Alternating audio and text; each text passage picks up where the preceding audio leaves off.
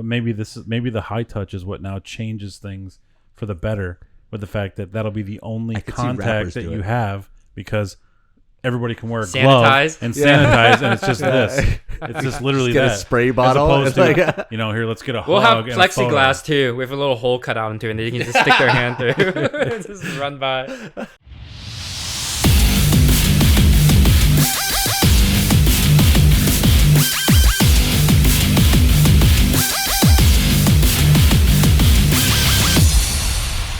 Hey everybody, welcome to the SME Podcast. I am Trevor Swenson, joined always by my good friend Adam Bance. What's up? Hey buddy.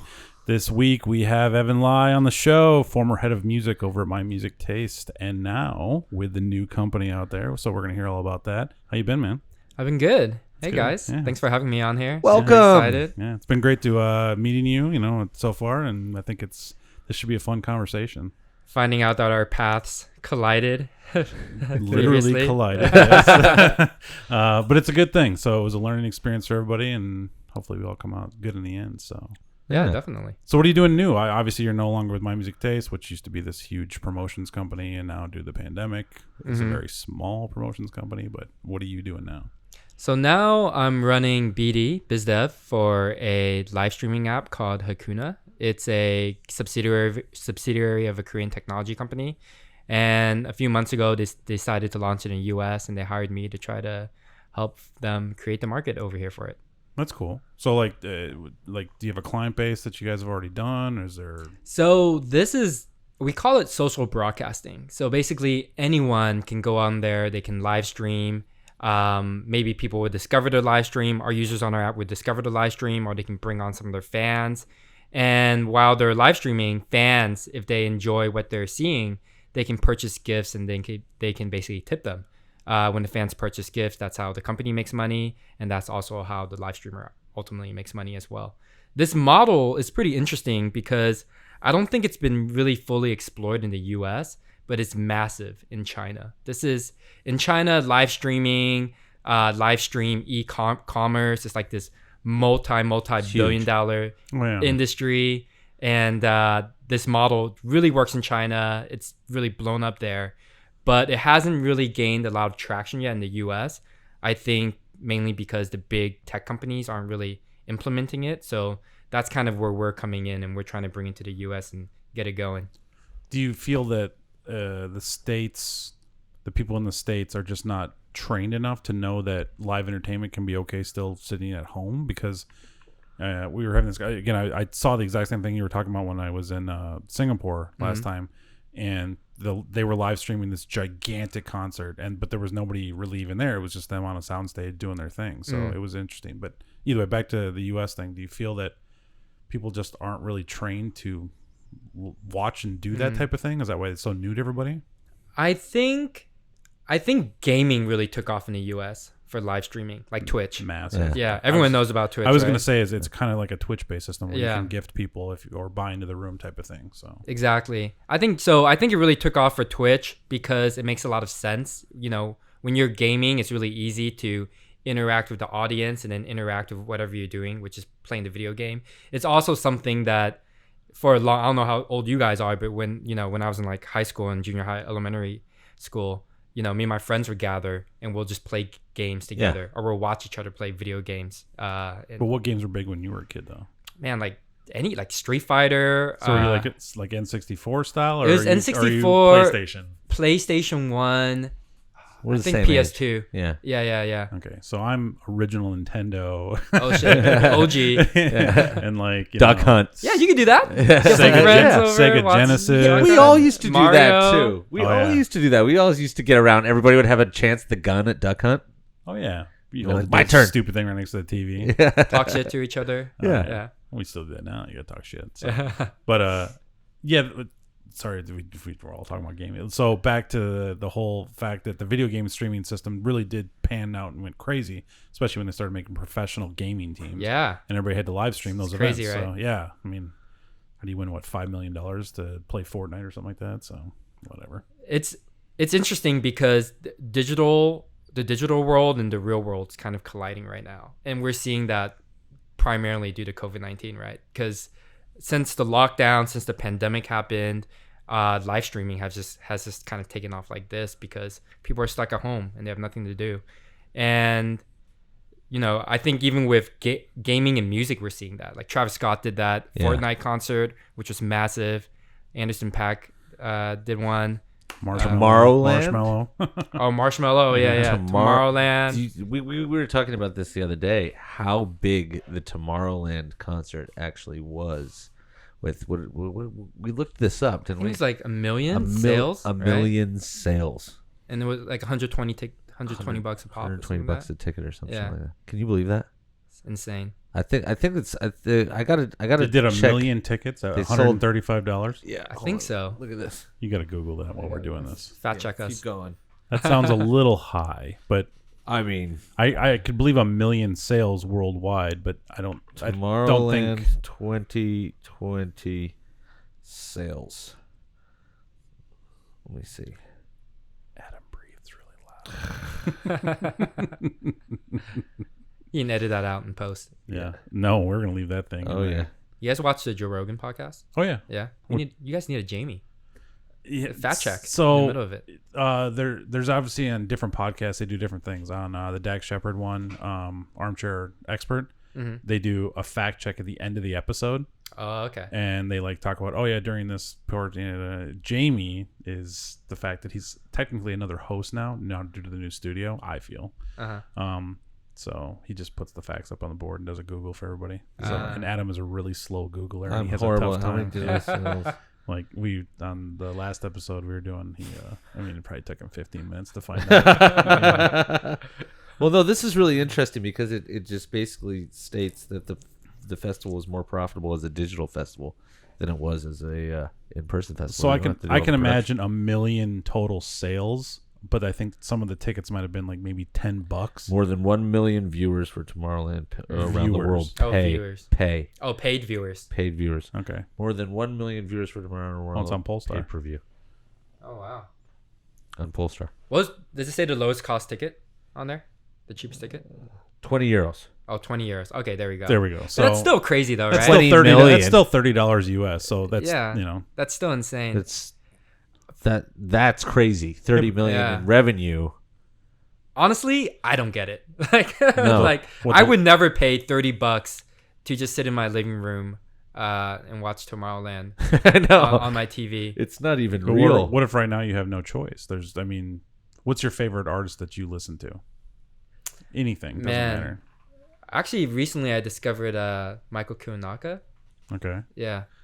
I have no idea who that is. But either way, so everyone check him out. Yeah, there you go. So would you pay $20 to watch him do a live stream of whatever he does? Probably not.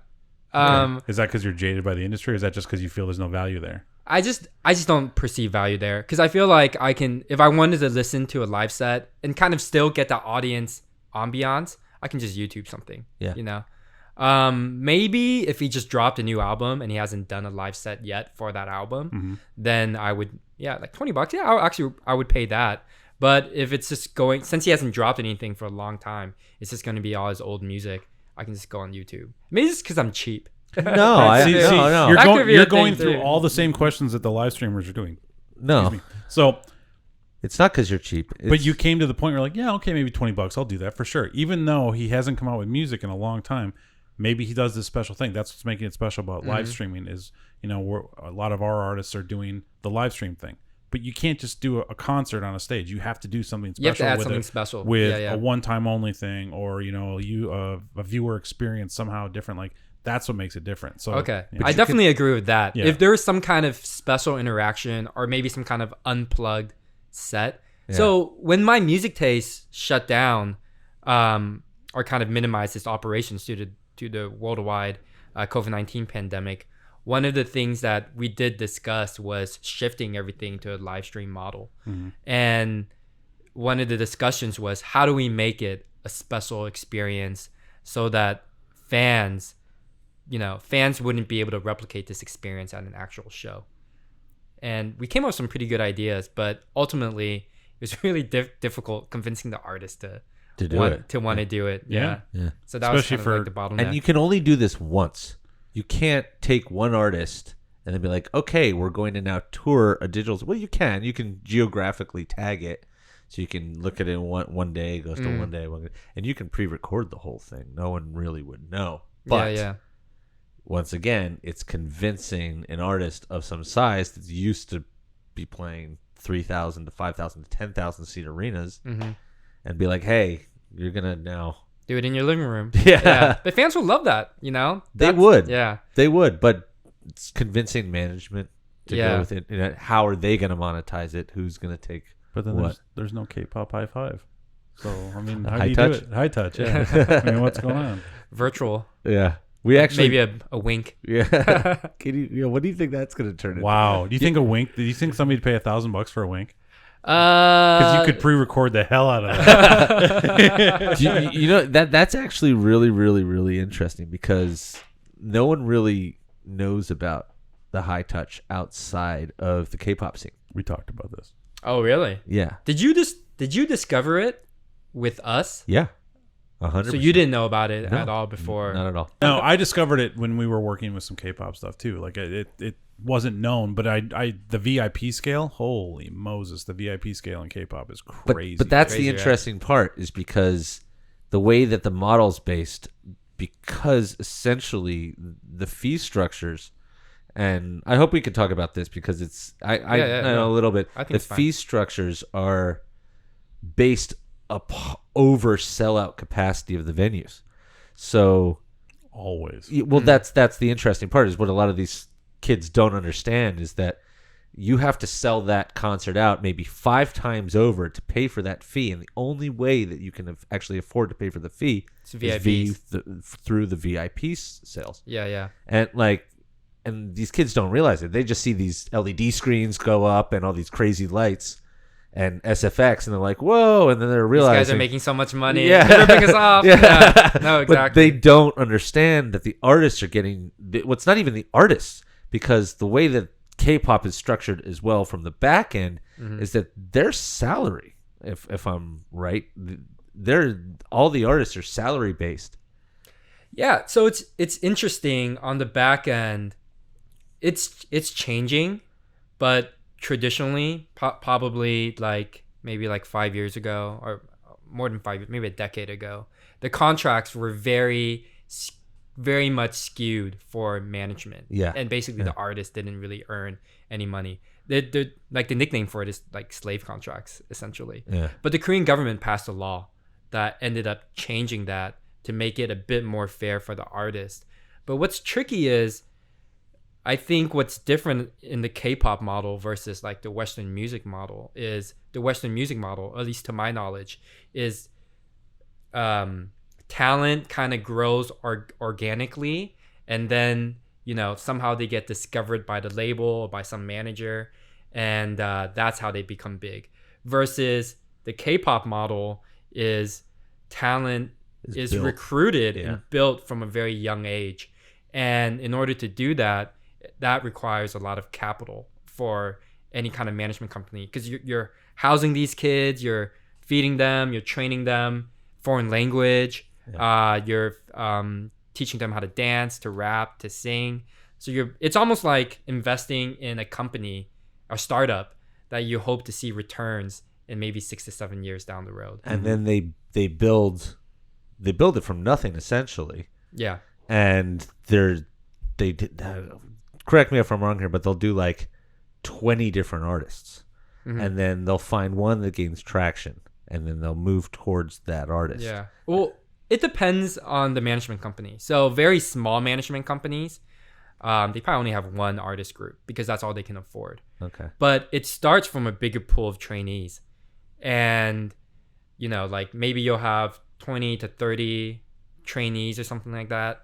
And then over time, trainees will just kind of slowly drop out. And then out of that group that makes it to the end, you'll select maybe 8 people or something like that. And then you grab them, they become the next kind of idol group that you're going to launch into the market. And it's called debuting. So basically you form the group and then they debut, and that's kind of them hitting the market and announcing themselves to the world. And do they only have one shot at this once they debut? It's or Like, because you like you said, you're at it for 6, 5, 6, 7 years. Are you talking about from the management side or from the artist side? The artist side. From the artist side. I think it depends. I'm trying to think if there's any... Like one guy can go to another group to go to another group to like... That's what I'm trying to remember. I can't remember anything off the top of my head of that ever happening.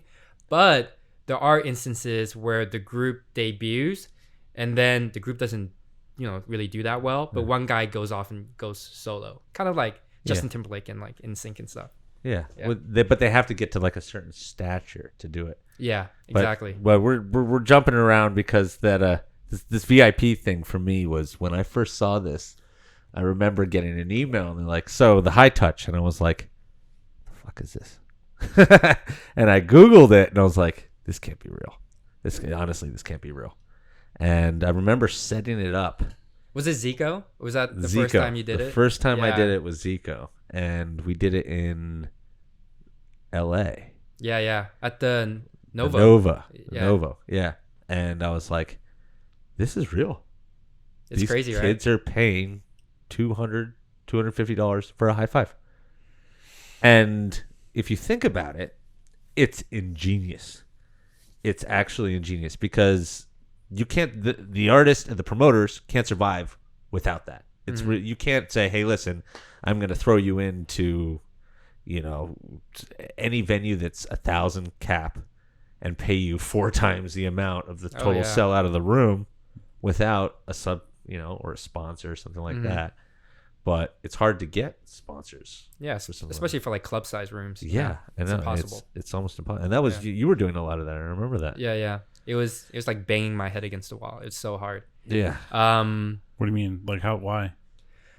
Just because a lot of sponsors, they just think all sponsors want eyes on their product, right? Yeah, and if you're playing at like 1,000 cap room, the most, the most amount of eyes you can get on your product is 1,000 eyes. Mm-hmm. So they just weren't willing to pay that amount of money that we were looking for in order for to make it worthwhile for them. Yeah. Because when we bring on the sponsor, we also have to get the artist approval, and a lot of times these sponsors want some kind of artist interaction too with whatever their product is and stuff. So it was very difficult. It became a lot easier finding sponsors when we were able to do like maybe like 3K to arena size rooms. Like that was a lot easier, especially as K-pop got bigger and bigger and bigger. When I first started looking for sponsors back in, I think 2015, no one cared about K-pop. They were just like, oh, this is just this underground teeny bopper thing. It's never gonna become bigger or mainstream or whatever. Yeah, and then now it's on the Grammys and everywhere. Yeah, it's insane. It's bigger. I think like it's I was watching BTS last night on the Daily Show or something. They headlined the Grammys. Yeah, but I mean like they had a BTS week, right? Was it Jimmy Fallon? Jimmy Fallon. Yeah. That's what it was. BTS week. Like what? But I mean it's great because it's taking different cultures, especially in a world right now, how we're at. I'll tell you what, I don't think it's a different culture. Like, I mean, no, I get it's a different culture. It is. No. But they're doing the model that everybody used in the 50s and 60s. Yeah. They take talent and they develop it and invest in it. And then the labels take the money the same way that they were in Korea until the law passed. And then they debut them. They're doing the exact same model they did in the 50s. That's how Motown was developed. That's how all that stuff was developed the exact same way this is. It's just coming from Korea now. Yeah. Interesting. Making good music is hard, but marketing your music shouldn't be. It's simple. Simple was born out of the idea of wanting to help musicians and industry professionals better navigate the modern music industry. Whether you're an artist, band, manager, or record owner, Simple has a solution for you. They offer Facebook and Instagram ads management services, Spotify growth, content marketing consultations, and so much more. Visit their website at oddlysimple.xyz. That's SIMPL, no E, .xyz. No E. Go check it out. Thanks. This episode of SNB Podcast brought to you by Veeps. For artists, by artists, always commission free. For a full list of upcoming shows, visit veeps.com. I actually did not know that they did that in the 50s. Can you explain the model a little bit? So the model it's exactly the same that Uh-huh. you explained. It's just they take and they find talent at young Michael Jackson when they had the Jackson 5 or whatever. And I don't know if familiar with Motown music, whatever, like the Four Tops or Temptations or whatever it may be. So they take the talent, they form the artist, they teach them to dance, they teach them different languages, they teach them whatever it is, they dress them up, they make them look good, and they start building them up and they develop them out. So Put them on circuits. They essentially A&R them exactly the way you guys are doing them, and then they put them on circuits to debut. Back then it was the Chitlin circuit and all this other stuff. And then if they didn't start to sell, they'd either send them all the way back to the beginning and restart them again, or cut them out and completely start over and focus on other stuff. So the exact same model you guys are doing. So why did they move away from that model?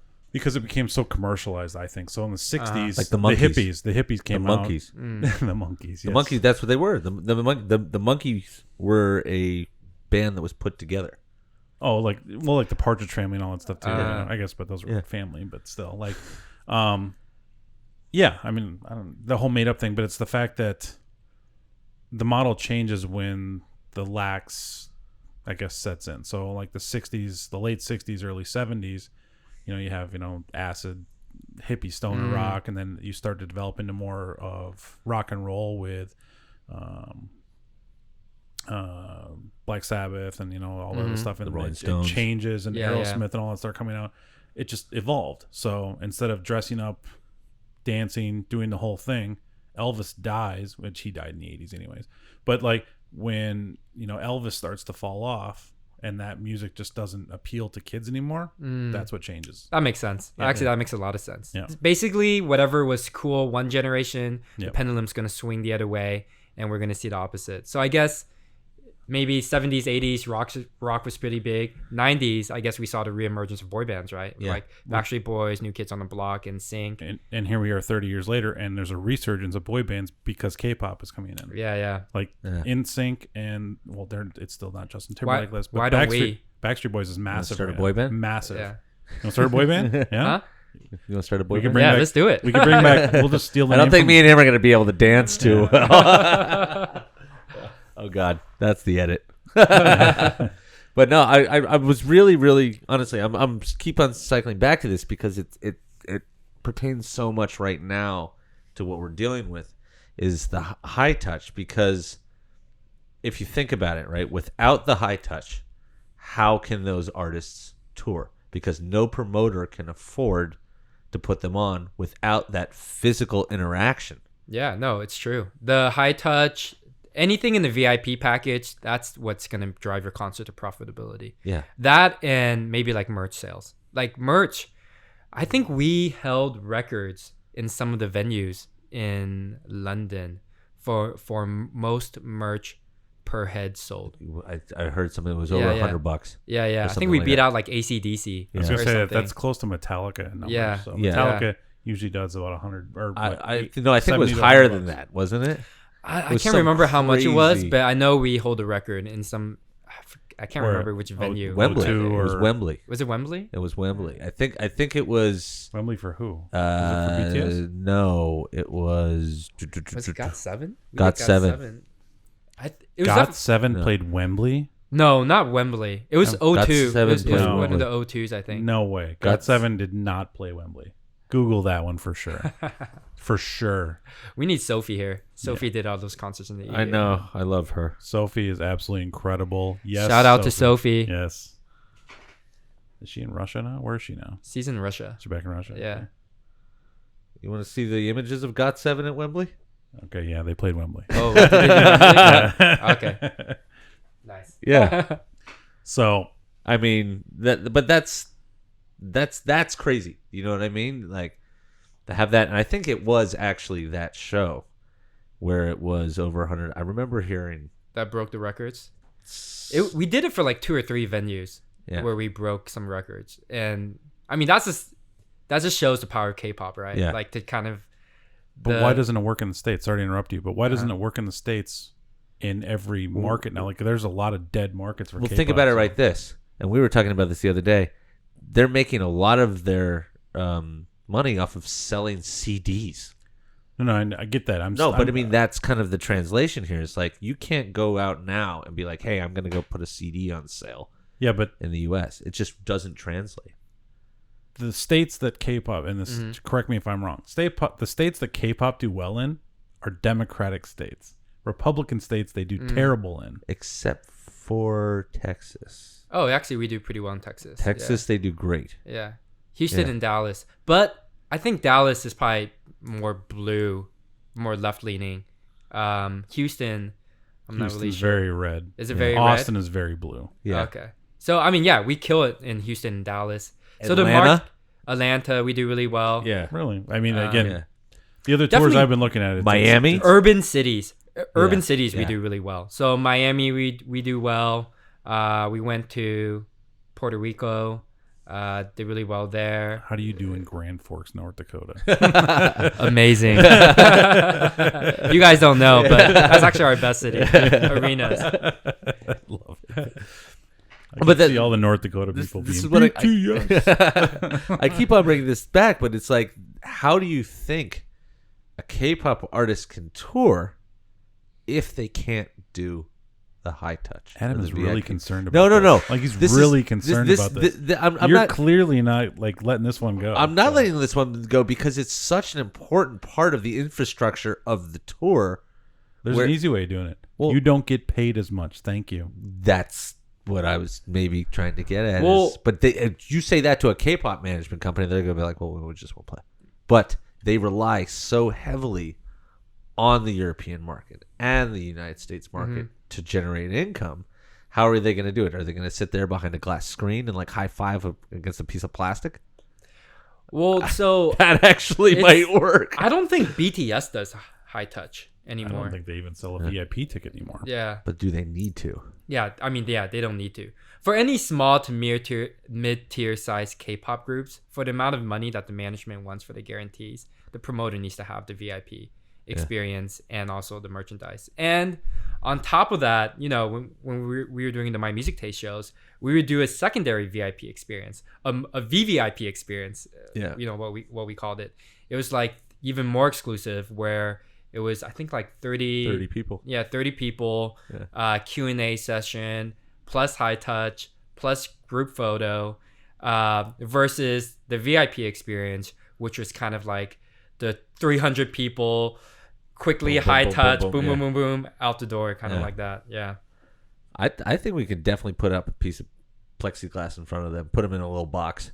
Would you guys pay like $200 to high five any of your favorite artists? I wouldn't pay $10 just to go to the concert. Right now. I'm just saying, no. Like, But you're in the business. So I let's know, say but- you weren't in and, the business. So it's funny. Again, everybody around always wants free tickets or whatever it's going to be to whatever it's going to be like that. And I don't think that, as a person, of course, I would never be like, I'm not going to pay you $250 to touch Axl Rose or something like But that. you're not you a know? 16-year-old girl. But when I was a 16-year-old girl, again, we go back to Korn. I would have never paid a VIP ticket to go meet Korn, But even though they're one of my favorite bands ever. the so. thing is that your mom would never have taken you and 3 kids essentially to go see Korn. Like the thing is like you go to that when you're old enough to do it as a guy. You know what I mean? Well, what's interesting, quickly interjecting, because we're all guys. Yeah. And I definitely think I was gonna say the girl Yeah. thing. Girls will pay. That's who pays Yeah, the yeah. VIP. Like Girls- if you can touch Yeah. New Kids on the Block or whatever, you're gonna go do that.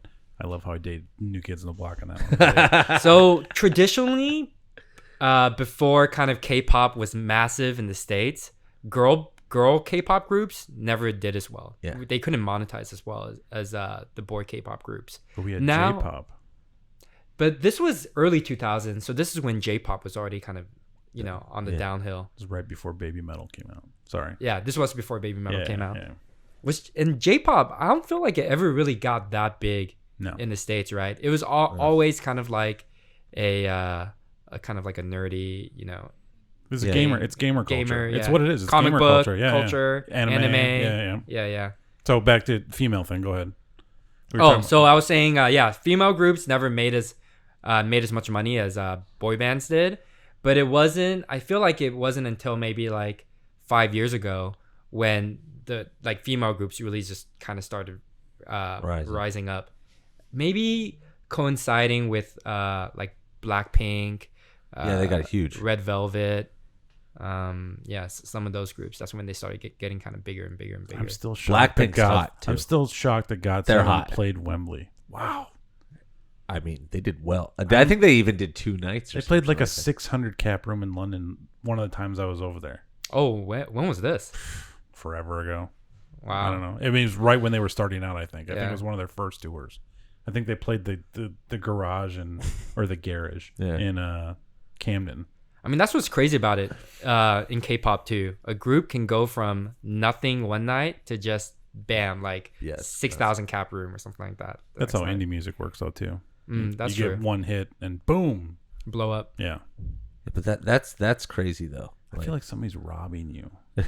Like there's people crawling all over your We're in house. my house. I feel like the dogs. zombies are It's the outside and they're could trying be. to claw in here through the air conditioning system. It's all the people with COVID I trying to know, get in here. Yeah. Oh, it's they finally switched to zombies. Crazy. Yeah. We were going back to the fan experience though about women buying that ticket versus a man buying the ticket. When like you're a little girl, like I think that's what you were gonna say earlier. Yeah. Where they're more apt to say, "Mom, I want to get this ticket." Like That's what it is. Yeah, and that's why we had. I don't know if you know who Eddie Meehan is. He was one of the co-creators of Wonderful Union. Probably the biggest VIP company on the planet. Yeah.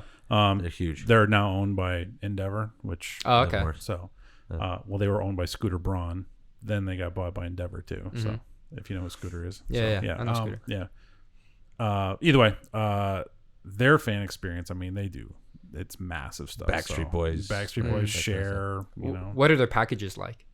Well, I brought this up in the interview. I was like, Yeah, "You ever done a high touch?" he was all I was like, "Can you see the Backstreet Boy? You want to make some real money?" What did they say? He never heard of it. Oh, interesting. And that's what I thought was I've proposed a high touch to some like agents before, and they're just like, "Nah, we're not doing they're it." like- because they don't know it. But we sell it to them as this is because when I was on My Music Taste, we basically exported K-pop from Korea, and we try to import Western music into Asia. And we try to sell the VIP Dream experience. Yeah, we did Dream Theater, the XX, Kalani, who else? Rai, Andre Day, few other ones, probably forgetting. MGK.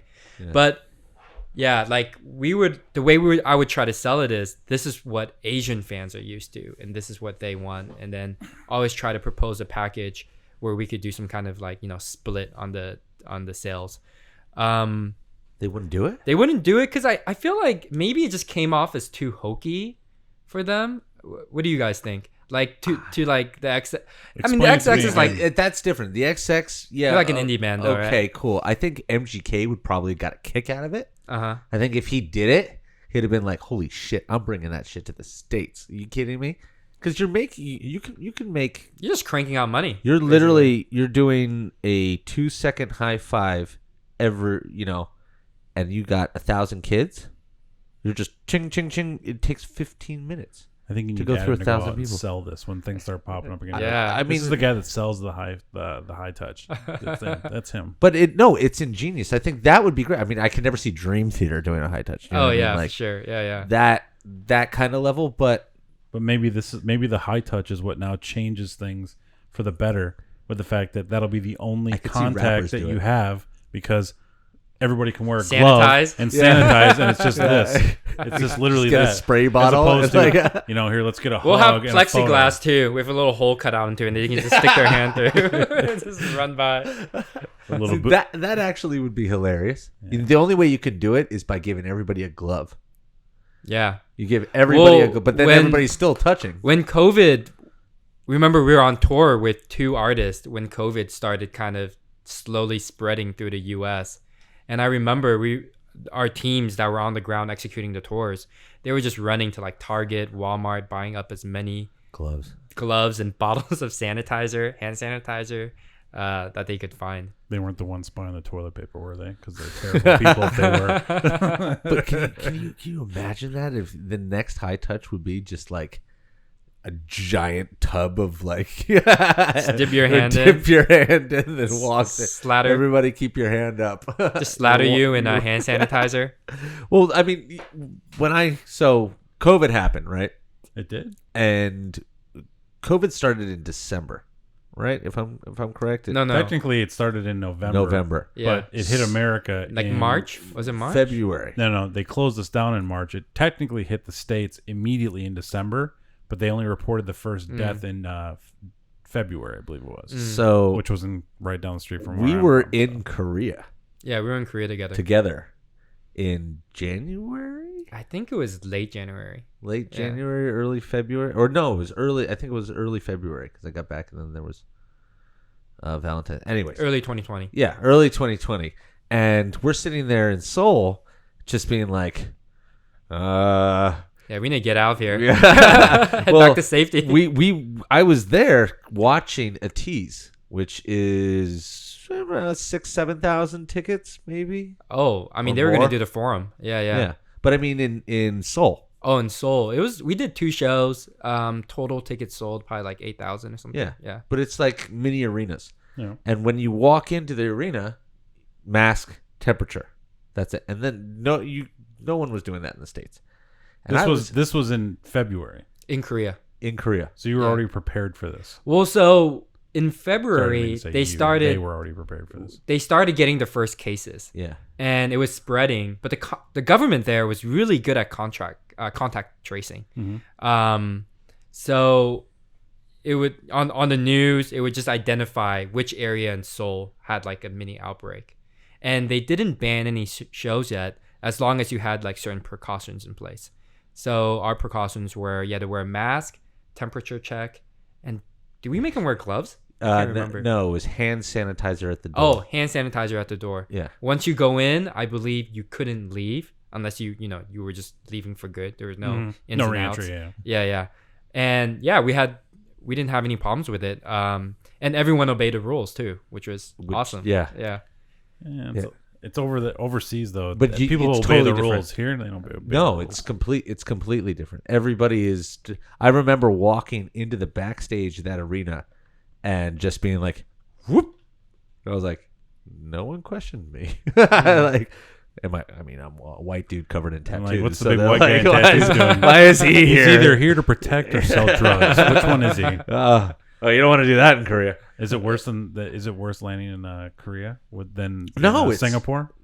Oh, Singapore's way worse. Where they tell you they're going to kill you if you have drugs? yeah. But No, have a Singapore's great trip? Singapore's way worse. Singapore's way worse. Okay. But it's the same mentality. It's not really, it's not shined upon like it is here in the U.S. Yeah. But anyways, Different cultures. yeah. But it was just really interesting because I remember sitting there and going, "All right, got to get back on this plane." And when we got back, then it just started to barrel roll. It was kind of funny because it was. Well, it wasn't funny, but it was like I was weeks. actually really surprised because I didn't think it would hit the U.S.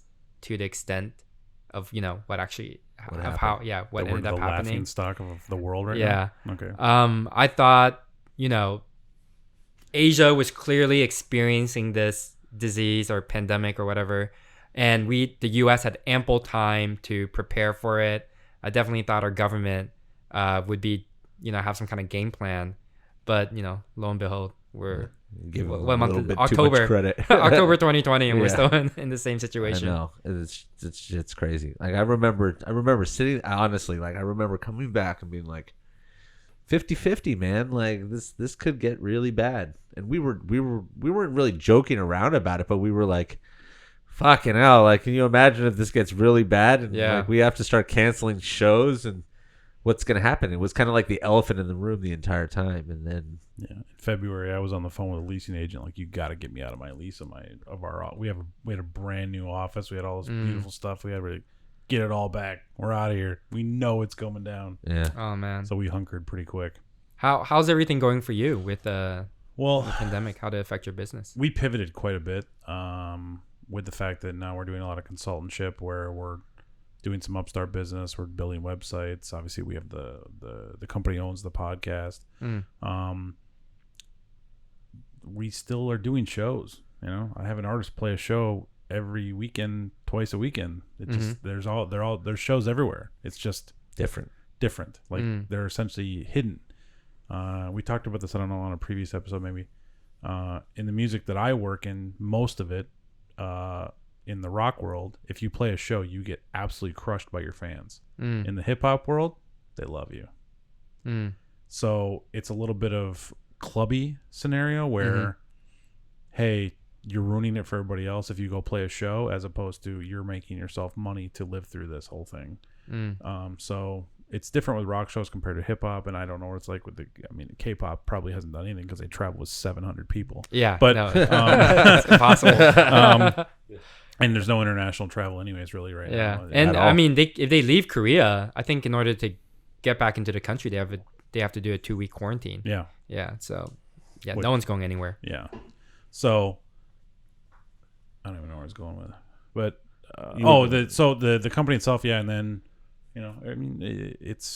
we're prepared for a 2-year shutdown. Like, I don't think we're getting back to shows until 2022, which that's fine. I mean, it's not fine. It's just there's gonna be a lot of challenges, and you're gonna see a ton of bankruptcies from boutiques. You're gonna see, for sure. Yeah, you're gonna see the biggest agencies crumble down to a few, maybe even 100 people. And then when everything opens back up and people start making money again, you're gonna see buying frenzy galore. Oh yeah, it's basically it's like Black Friday sale for Live Nation and AG. They come in, exactly, buy up some cheap indie venues, independent venues that are probably on the verge of bankruptcy. They're gonna wait for them to bankrupt first. Yeah, mom and pop promoters or like smaller promoters probably just gonna go out of business, or maybe have to like regather themselves or reform themselves once this lockdown kind of ends. Well, I'm on venue number 17, so we've had 17 venues in our database close for good. Oh wow! I saw the Majestic close the other day. Really? Yeah. I didn't see it. And then no, it's up for sale now. Okay, that makes sense. It's really? closed, but it's up for sale. Well, I mean, they're all closed, but I get it. That's in Wisconsin. Yeah. That's where he's from. No one really knows about this place. I didn't think Scott would ever sell that. He runs agent versus promoter. Really? Yeah, that's those guys. I'm pretty sure that's those guys. So, do you follow agent versus promoter? No, what is that? You should. It's on Instagram. It's just called agent versus promoter, and then they also have promoter versus agent. They have them flip around, and they have agent versus assistant too. And it's just funny ass memes that are so real life. You're like, oh my god, you'll love it. You'll I'll check it out. I really do think that by the time we get back to this, it's going to be all majors. I think that people are going to have to restart businesses again. Like, I can't see anyone holding. I mean, what are we at? I disagree completely. I think it'll be all boutiques when we restart, because everything will have to restart. And once people know things can start up again, all these new companies are going to pop up left and right. From the guys that were fired from the larger agents? Yeah, which is already happening already. But you have to remember, those guys have to weather a year and a half with zero income. Well, are we talking about agents or are we talking about promoters? Everything. Promoters, agencies, because promoters can go get, everybody can go get a different job and a different career. But this is going to cut a lot of people out of the industry, because if they're going to go get real jobs and say, maybe over the next year they get promoted and they're doing well, are they going to come back to music? No, they're not going to go back. Yeah. Especially the life that this is. Man, this is a hard life. Because it could happen again. I think for agents, we might see a lot of boutiques because, and correct me if I'm wrong, I feel like there's relatively low, upfront capital cost to become an agent, right? Yeah. It's just more about relationships. Correct. And, commission, percent splits. Yep. But for a promoter, I feel like it's different because you need money to be able to book the artist, right? And then if you want to rent a venue, you're going to need a lot of money. And I feel like once all of this ends, you're gonna have to create an experience where the fan feels safe coming to see a show. Even if they have like a vaccine out and everything, I'm sure there's going to be some kind of COVID protocols that venues and promoters are going to have to follow, and that's going to make the ticket prices more expensive. And maybe by then people are a little bit more, used to consuming live stream shows. So what I was actually thinking was consolidation on the promoter side with Live Nation and AEG, concert ticket prices going up, and then concerts becoming more of a special experience, and then live streaming becoming kind of like the base level for people that are just maybe slightly interested in checking it out. Or what about doing both at the same time? I mean, yeah, or Live streaming the concert. Yeah, every live single streaming night. this concert, and also premium experience for the people that actually go to the show. Yeah. But I don't think it's going to be at the point where it was, where people were kind of like, oh, hey, you want to go check out a show on Friday? And it's someone that you don't even know is playing. It's like, oh yeah, why not? $10 a ticket. Let's, go and kind of check it out. So I think the experience is going to shift a bit. And digital is going to take up a bit more of that experience. I agree with you. I think once it does come back, I think, you're going to have COVID compliance officers. That's already a thing now. And then how many COVID compliance officers do you need per head? Mm-hmm. So if there's like 10,000 people in the venue, how many compliance officers do you need to make sure that everyone is compliant? But it's all going to be bullshit, right? I feel like it is. Like COVID compliance. Already bullshit. It's already right? bullshit. Yeah, You can cut somebody's hair outside, but you can't cut it in a chair that's sterilized. exactly. Yeah, or you could. Yeah, I mean, but it's just going to be a technicality, and it's also a way for people to be taxed. Mm-hmm. So COVID licenses, Yeah. or something. Yeah, but it's a COVID license. It also gives jobs. It gives more people employment. Imagine being a specialty COVID compliance officer in an arena. How much money do you think that's going to be? Right now, it's like the going rate in LA is $400 for a production per day.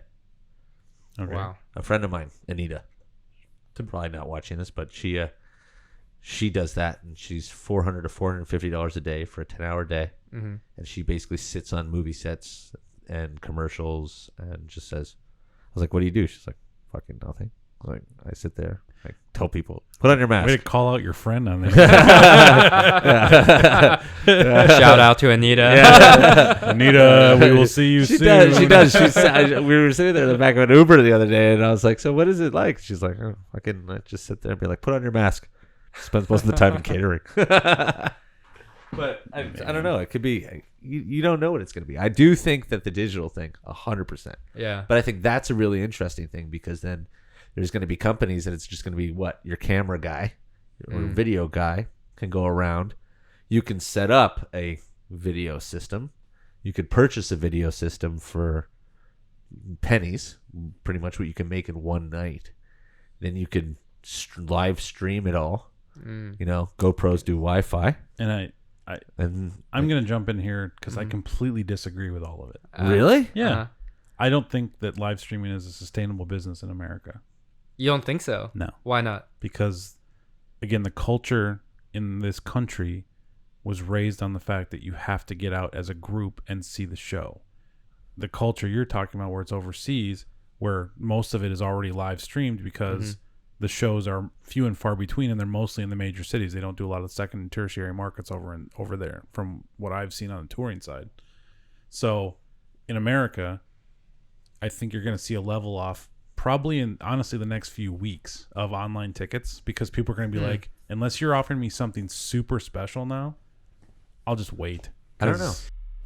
Agent Live 360, the world's first and only publicly offered CRM software designed specifically for sports agents. AL360 is an incredible state-of-the-art software that does everything from keeping track of clients, professional, and college teams, to even company finances and client return on investment. This system does it all. Visit agentlive360.com for full details. Go check it out. Cat clothing for all the cat lovers in us. Visit catclothing.net for their full line of cat-inspired clothes. Hoodies, shirts, tanks, shorts, and even fitness gear are now fully in stock for the fall and winter season. Again, visit catclothing.net today. Check it out. Thanks, everybody. Meow, meow. But don't you think the experiences are going to get better? And especially with AR and VR technology layered on top of that. Who's doing it? So I do. If I you know can there's an propose XR that, thing. I know. I mean, that, I know guarantee it's. you'll have a flood of. People I know a coming company called Amaze VR Yeah. they're about to launch a bunch of VR K-pop shows, and also they are doing a deal with was it Rock Nation for one of their artists for some VR shows. So I don't think it's gonna happen immediately, and I think it's also going back to what we were talking about with the more kind of like manufactured music. I think it depends generation on generation. Yep. Like Gen X, they're growing up with the internet, and they're so used to being connected 24/7.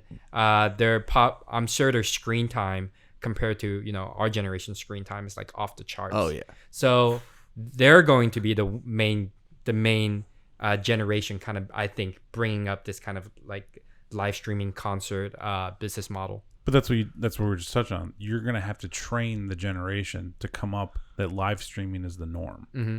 So you're talking. It is. I think it's already the norm for them. This is the thing. It's like, have you ever created a TikTok? Yeah. You've created TikTok videos. I did one, and it was the stupidest thing You've I ever did. created, but this is the thing. But I the never kids fucking love it, and the but thing is they're that's making it. crazy money. So. But that's the whole point. Is that like I think that what we're used to as growing up is complete. Like you said, your favorite band is Korn. Can you imagine your parents listening to Korn in the 70s? Yeah. No fucking chance. But they technically did. They listened to. No, they didn't. But they listened to Black Sabbath, and they listened. They to listened to Black Sabbath, and they Steely listened. Dan. Yeah, which is not. It's different. Like it's complete. It's a transition of generations going through, and then think about their grandparents. Come on, like. Think about how different our generation is from our parents' generation. Oh, it's the fact that gigantic. we have, we're carrying the world's knowledge around in our hands. It's freaking insane, right? I mean, the craziest thing is that there's more technology in this than the Apollo missions. Yeah. There's more data and computer power. You're getting off on a here. tangent though, Well, to where the technology boom, when that hit in the 50s, and technology moves faster than humanity can progress, which, because right now, just as of this taping, tomorrow the iPhone servers are 100 times faster, whatever it may be.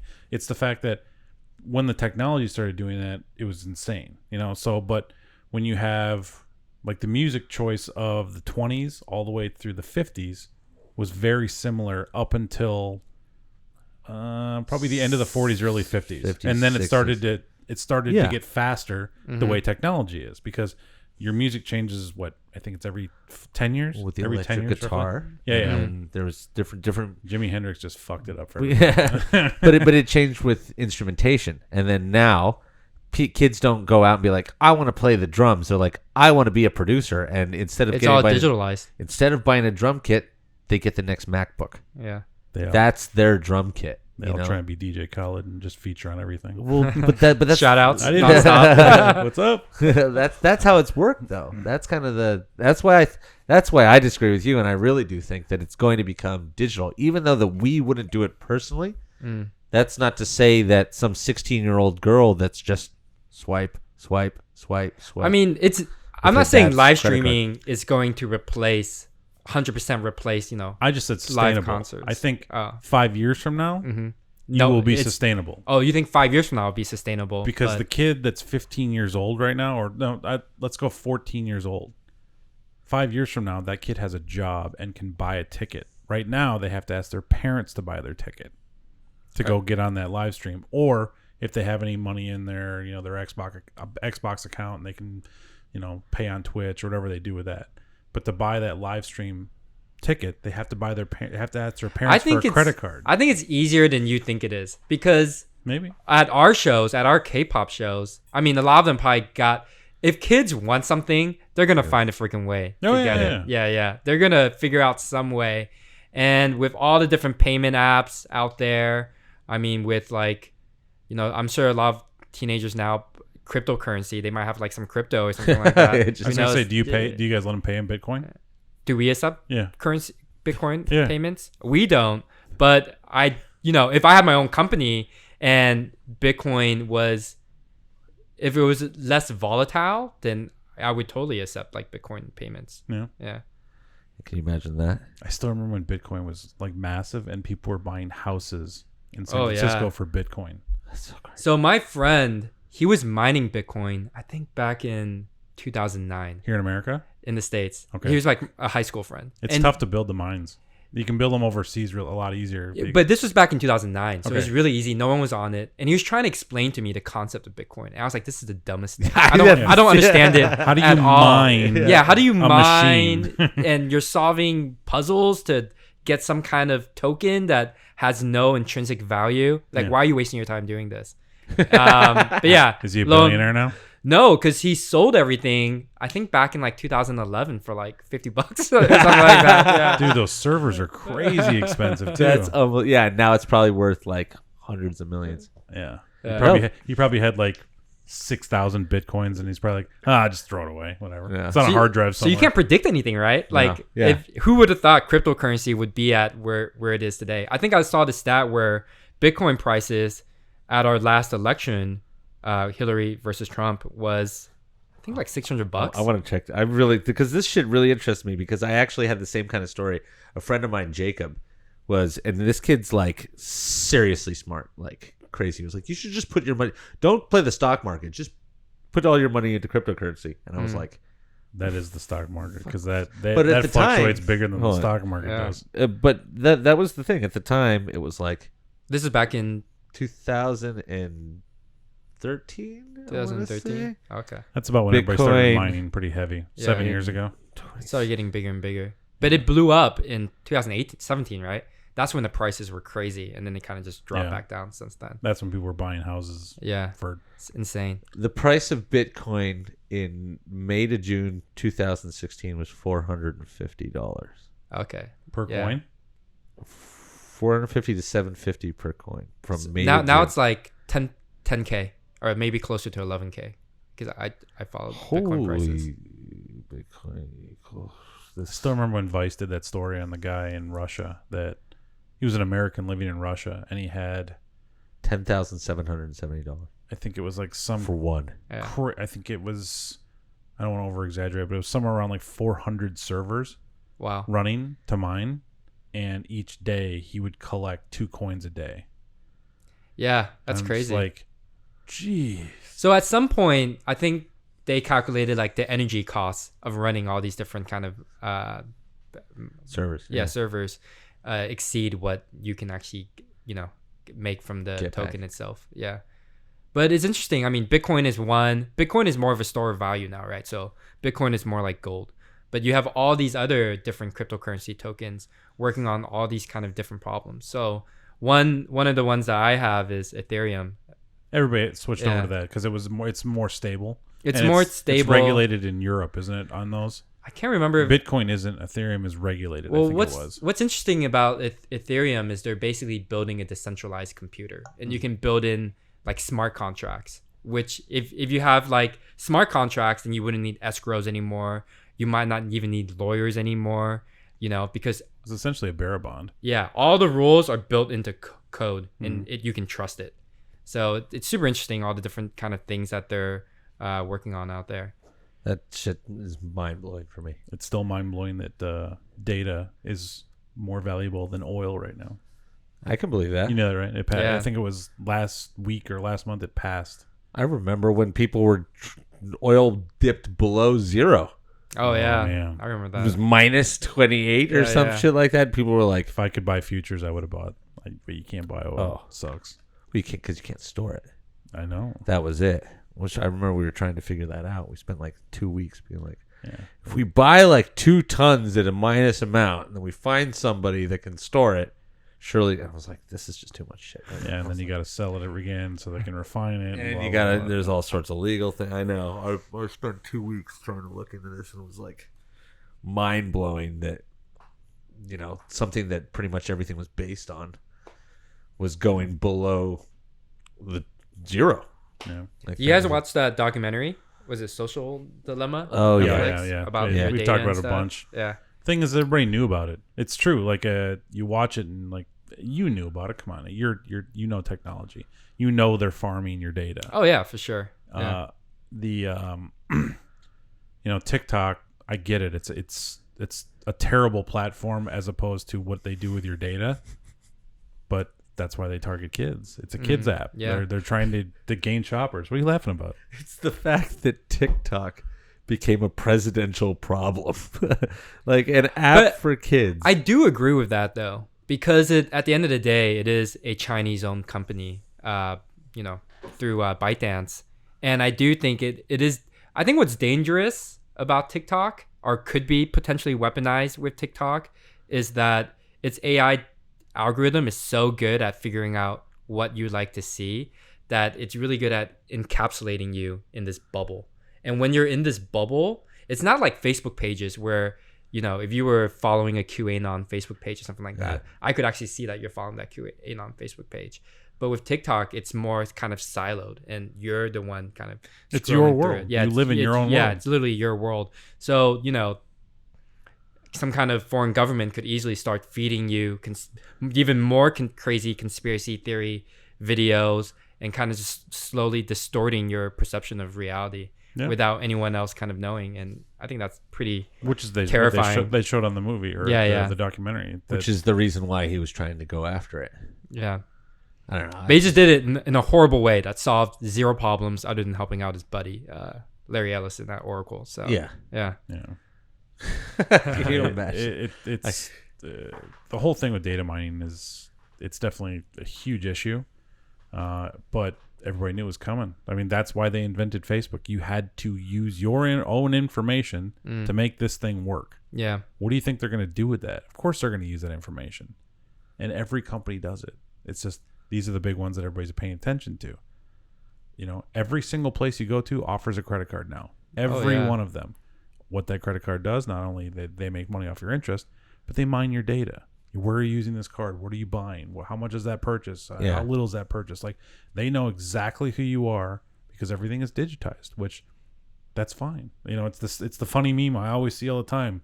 You know, 1980, you know, oh, don't talk on the phone. It's bugged, you know, you'll get in trouble. And then they'll say, oh, hey, wiretap, how do you make this cake? You know, in present day. Because you have, you know, Alexa, Google listening to you, Alexa, Google listener, Siri. Alexa, and you're talking to a microphone in your house that you put there. Yeah. My 3-year-old nephew. That's what I want to hold that story. Did you do your update on your iPhone? To iOS 14 or 14. something? Yeah, this is crazy. Do you know what the orange dot is? Yeah, that means someone's activating your camera, right? No, it means your microphone is activated. Oh, my microphone is your activated. Microphone, that you can be recorded. I just learned this the other day. I had to call him and tell him this is. I didn't know that until I learned it. Apps listening to you. It's an app listening to you. It's a. But did it ever come on for you when you weren't using some kind of microphone? No, luckily, because for some reason when it did the update, because now they have the opt out program in there for iOS, so you can opt out of sharing your data with Facebook and Instagram. Oh, they have that? It popped up when you did your very first thing. It'll say, did you want access on Facebook? It was the very first thing that pops up. But everybody's just like, oh, it's Facebook. Yeah, go ahead. Allow it, you know? But you were supposed to hit no, and they can't mine your data then. So you can go back into your settings. Yeah, I got to check that out. Yeah, it's fantastic. And all your ads shut off. Oh, nice. It's like, whoa, what is this? This is new world. Brave new world. Yeah. So Facebook came out and publicly stated they are going to lose up to 60% revenue if everybody does this thing. Oh, wow. Because you can opt out. Yeah. That's how they make their money is data farming, and then obviously paid advertisements through Ads Manager and everything like that. But that's Apple's thing. That's like privacy is their kind of core tenet now that they're standing. They're good at it. Well, they were talking about that too. They're fucking with everybody because they don't make any money off of the data. Yeah. They make money off of the App Store. Yeah, 30% tax. which is nuts. It's crazy. 30%. Can you imagine that? So if you have a product that's $10, $3 of that goes to Apple. Imagine Spotify. Yeah. Right? That's why they make you they don't they give you a discount if you pay from the website versus paying via the application? That's why that's why all the companies that are registered with iOS are saying you need to go buy on our website. You can use the services though on the app. Yeah. That's insane. So they're having no checkout portals. So can you imagine? Like Spotify, you're already competing against Apple Music. Yeah. But when you know iOS users pay for your membership, on top of that, you're getting a 30% tax. Yeah, it's crazy. That's why it's so crazy. You see all these apps on there with in-store or in-app purchases. Yeah. If it's $1, they're getting 70 cents. Yeah. I mean, that's nuts. Yeah. iOS has to be making. I mean, obviously that's why they're the first $1 trillion company, right? Yeah, they were. Yeah. Congratulations, Apple. Way to go, Steve Jobs. I mean, that's kind of the thing, you know? Everybody's worried about being microchipped or like people listening to you, but we've all purchased these, you know? We've opted in. Opted in, you know? Like, and it's an addiction. Hey, everybody, it's Trevor and Adam. We want you to check out Dynamic Talent International, the boutique booking agency with a personal attention to their clients' needs. From music talent, seminars, podcasts, and YouTube, DTI represents a wide range of incredible clients. Visit dynamictalentint.com for a full roster list and contact information. Go check it out. Even if you don't opt in, how are you even gonna get a job? Right? Like everyone's so connected these days, it's impossible unless you're doing. You can't get a job without a computer right now. Yeah, because right? they don't do in-person. Interviews and you need applications Zoom calls. anymore. Yeah. I'm just saying, like, you can't apply for a job if you can't do it online. Well, I even think when you're working at a company, the expectation is already there that you're always connected. Like we can always reach you by email or WhatsApp or text message, versus like the 80s when, at 5 p.m. when you're done, There's no way for them to reach you. Yeah. Home phone. Yeah. Home phone maybe. Wouldn't that just be magical? Be like, you can't talk to me because I just left your building. That would be I'll amazing. see you tomorrow, baby. Yeah. Jesus. Can you imagine that? Like not being able. Well, that's the thing. It's like a lot of us, we're so addicted to the connectivity. It's the hot tub time machine line. What? How do you find me? Or how do I connect with you? Come find me. What? Yeah. It sounds so hard. But that's it. Like I use this phone for business, for work, for pleasure, for staying in touch with my friends. Like this phone probably knows you better than anyone on this planet. 100%. Your true desires. 100%. It's the commercial that they have out where you have more information on your phone than in a filing cabinet with all of your taxes and stuff in it. Oh yeah, for sure. Like you have every hidden secret in your life is on that machine right there. Yeah. But that's kind of the phone, and that has all kind of been the birth of the K-pop world, hasn't it? Well, tying this back to K-pop, I like It is. Segue. But it has though. Think about it, like with social media. Well, I don't know necessarily like, the iPhone or YouTube? smartphone, but yeah, definitely YouTube, Twitter, social media. It's not MTV. So I first listened to K-pop when I was, I think in junior high, maybe 8th grade. And the reason why I actually latched on to K-pop, it's going to go into like my identity a little bit. But as an Asian American growing up, I had no one to really admire on like mainstream media, right? Like the only cool Asians in movies and TV shows was maybe like Jackie Chan, Jet Li, but they were just very one-dimensional characters, and they never got the girl. All they did was just do kung fu and be funny or goofy or something. So when I discovered K-pop, I was like, oh, well, this is kind of cool because here's some Asian guys. They're actually doing cool dance moves. They can dance really well. They had like crazy hair and stuff. And in their music videos, they actually got the girl and stuff. So that's when I first latched on to K-pop. But back then, I think I was on like 56K dial-up. So it would take me 9 hours to download a K-pop music video or to get any kind of new K-pop content. And K-pop definitely wasn't like the cool thing when I was in like 7th, 8th grade or whatever. So yeah, I definitely think the internet and technology is the reason why K-pop was able to spread so virally all around the world. YouTube, Twitter, and definitely the fact that some like Western celebrities kind of latched onto it really early on. I think Scooter Braun was one of the first Western music, I guess, execs that kind of really saw the potential in K-pop with Psy and 2NE1, a lot of the YG artists. Mm-hmm. Yeah. Weird question. Why do you think? Obviously, Gangnam there was Style. Yeah, Gangnam Style. Well, that's YG, right? Yeah. That was the first big one, wasn't it? The first. Was Gangnam Style from Korea? Yeah. Yeah. Okay. Oh, yeah, you're right. Gangnam. Gang- Stupid yeah. idiot. It was Whatever. the first I'm sorry. really viral song that just made it everywhere. But at the same time, it was also kind of a joke, right? Of course it was a joke, It wasn't yeah. really taken seriously. I think people saw it more as like, oh, here's this funny song that came out of this foreign country. Yeah. So I think it helped bring K-pop into the spotlight, but I don't think it was Gangnam Style that ultimately made K-pop what it is today. Oh, no, I agree with it. I just think that I remember it being, at that time, was the most viewed It's the video biggest video. on YouTube. Now- Is now this it's still the second. biggest? No, Justin Bieber's Baby Baby Baby passed Oh, it. yeah? I think so. I think that's the one that passed It's it. crazy. Yeah, give it a Google. I'm pretty sure it's Bieber has Getting it right better now, at though. this. What's the most viewed video on YouTube. Despacito. Oh, Despacito. Okay. Oh. The 10 most of all time. Despacito. See You Again with Wiz Khalifa. Oh, what? Really? The top Wait, 10. was that Despacito. That was the Fast and Furious song, right? See You Again, where Paul Walker died or something. Charlie like that. Puth. Yeah, I Wiz think so. Khalifa. And then Shape of You by Ed Sheeran's number 3. Oh, Gangnam Style by Psy is number 4. how many K-pop videos are in there? Are there more than one K-pop music videos in there? Or- No. And then it goes... I'm surprised the BTS video isn't up in there somewhere. No, that's Sorry, Justin Bieber, Sugar, Maroon 5. Sorry by Bieber. That's what it was, yeah. BTS Army, you gotta do your job. Get a BTS video up in there, top 10. Holy shit. Yeah. I mean, They're in the top 100, of course, I'm sure. I would think they'd be in...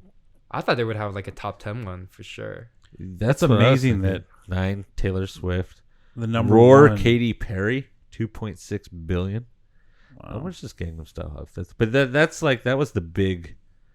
That was the big one that everybody kind of like attracted to from the start. That's got 3.2 billion views. Oh wow, it's insane. That is crazy. That's So 50% of the Earth's I population. was gonna say so. That, Yeah. So Despacito has 5.4 billion. Wow.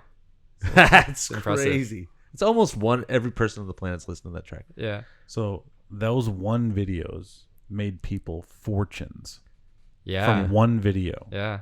Despacito wasn't actually originally a Bieber track either. He remixed it, right? He remade it. Yeah, yeah. For So I was right. Spanish Bieber rap. holds the number one. Is that the one featuring Bieber though? Or is that the I think original so. one? Yeah. Yeah, Probably. I'm like Bieber definitely holds the number one. You know what else is No, a pretty no, it's Despacito, Louis Fonsi featuring Daddy Yankee. That's the number one. Wow, Oh, interesting. interesting. What were you gonna say? Oh, I think another music genre that's super interesting is reggaeton. Oh yeah. Yeah, because that kind of just blew up too. Reggaeton's been around for a long time though. Well, it it's just been comes in waves. Does it come? Because it got big with like Daddy Yankee and who's that other guy? Got that Maluma. Maluma. No, talked but about this. Maluma's like the new generation of Yeah. reggaeton, right? There's the OGs are like Daddy Yankee. Who's that guy that does like Gasolina or something like that? What's that? Oh. Pitbull? Pitbull. He's reggaeton too, right? Yeah, I think so. It's like half and half. It's it's like reggae and reggaeton or whatever it is. Like all that stuff comes in waves. Like you'll either have like, you know, the Spanish style dance stuff. It comes in and out, you know, and then Shakira and of course yeah. J-Lo and all that stuff. Like it just depends on how I guess the world's feeling at that time before they start playing something new. What do you guys think is gonna be the next big foreign music genre? Ooh.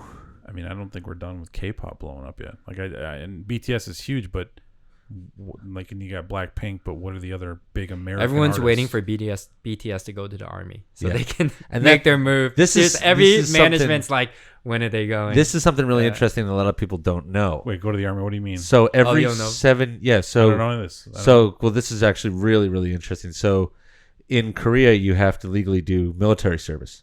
When you hit a certain age, you have to go into the army. Was it 21?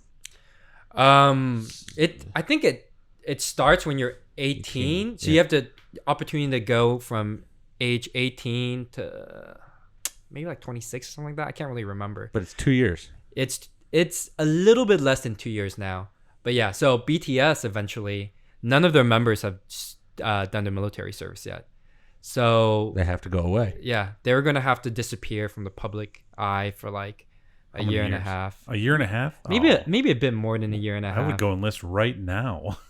That's what I totally thought they were gonna take advantage. Well, not take, like, you know, during this pandemic, they Yeah. can't really do much anyways. I totally thought they were gonna go, you know, into the army now. But I guess not. I mean, they're dropping like a bunch of new music and Yeah. stuff and doing a bunch of.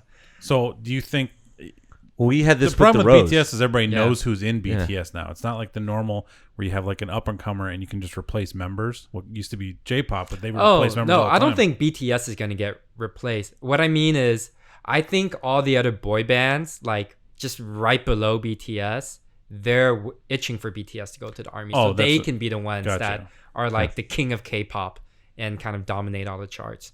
So one of the artists that we were Yeah. working with, ATEEZ, we saw them as the next BTS, and we based this off of the data that My Music Taste had on their fans, and kind of like our demand algorithm.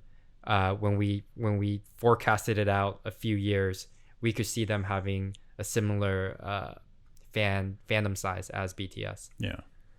Because you need to have two at the top like that, so they kind of fight it out with each other. Again, it's the NSYNC Backstreet Boys type of thing, where they're going back and forth with each other. Well, one of the last tours that we were putting together that was supposed to go all of May and June was this band called The Rose.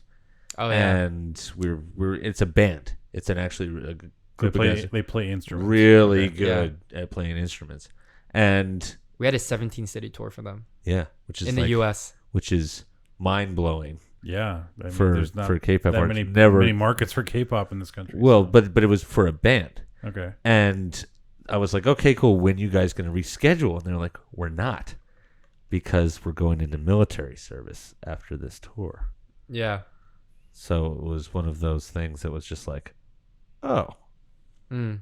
So I think by the time it comes back. Yeah. Like in the past, military okay. service was kind of like the death of your career, because you're out of the public eye for 2 years essentially. And with K-pop, there's always new groups coming out, right? So competitive. But now I don't think it's really the case anymore, especially with social media connecting everyone, and you can just pre-record a bunch of videos and drop them slowly on like YouTube and stuff to keep yourself relevant.